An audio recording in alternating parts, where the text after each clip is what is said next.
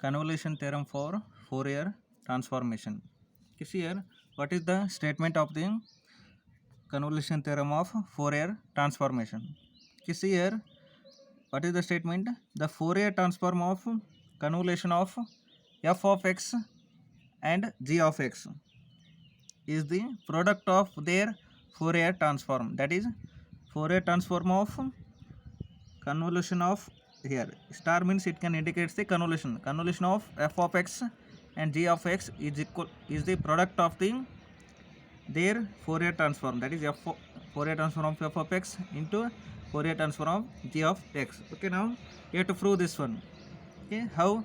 By using the definition of the Fourier transform. That is, we know that the definition of the Fourier transform of f of x is equal to integration minus infinity to plus infinity f of x into e raised to I sx into dx. Okay, and see here, now we have to prove this LHS equal to RHS. We have to take LHS part, that is Fourier transform of f of x into g of x. Okay, see here, it is the convolution. Okay, f of x and g of x are the two functions, then convolution of f of x into g of x. Here convolution of f of x in g of x is given by f of x into g of x is equal to integration minus infinity to plus infinity f of u into g of x minus u into du. Okay, now put that value here. Therefore, which is equal to Fourier transformation of integration minus infinity to plus infinity f of u into g of x minus u.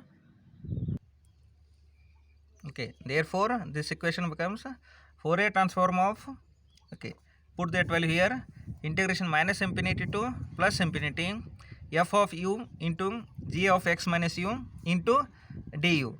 Okay, see here, now you have to use the definition of the Fourier transformation. Okay, see here, Fourier transform of this term is equal to, you have to write this one.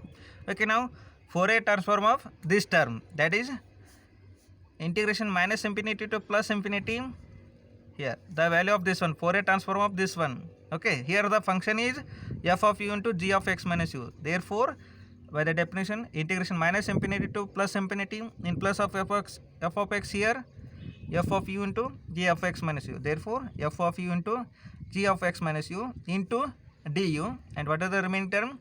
E raised to isx into dx. Okay, now see here dx term is outside and du term is inside, and by changing the order of integration, okay, actually the order of integration here both are same. Therefore, integration minus infinity to plus infinity f of u into, what is the remaining term? Integration minus infinity to plus infinity g of x minus u into e raised to isx into dx into du. Okay, now see here, in this equation put x minus u equal to t, which implies dx equal to t, and the value of x, that is equal to t plus u. Now put these values in equation, this above equation. Okay, that is integration minus infinity to plus infinity f of u into integration minus infinity to plus infinity, okay, what is g of x minus u. Okay, what is the value of x minus u? That is t. Therefore, g of t into e raised to isx, e raised to is, x value is t plus u. Therefore, that is e raised to is t plus u into the value of dx is dt, and remaining term into du. Therefore, which is equal to integration minus infinity to plus infinity f of u into integration minus infinity to plus infinity g of t into e raised to ist into e raised to isu.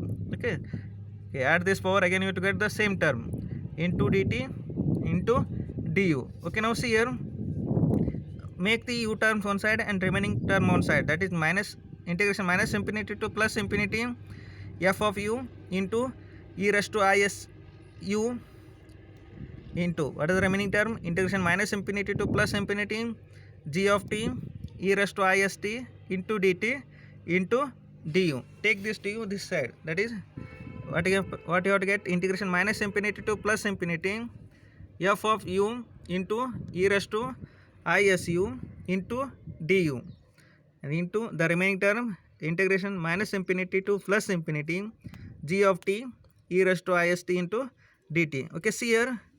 Okay, what is here? Using the property of definite integrals, if you have to change the variable name, then there is no value changes for this integral. Therefore, using the property of integrals, here in place of u you have to put x, and in place of t here put x. Then what you have to get? Integration minus infinity to plus infinity f of x into e raised to isx into dx into that is integration minus infinity to plus infinity, in plus of t here we put that is g of x into e raised to isx into dx. Okay, see here, this is the definition of the Fourier transformation. Fourier transformation of f of x is equal to integration minus infinity to plus infinity f of x into e raised to isx into dx. Okay, therefore the value of this one is Fourier transform of f of x into this is the Fourier transform of g of x. By the definition you have to write therefore, which is equal to RHS. It means here you have to prove the convolution theorem, that is Fourier transform of the convolution of f of x into g of x is equal to, that is the product of their Fourier transformation, Fourier transform of f of x into Fourier transform of g of x.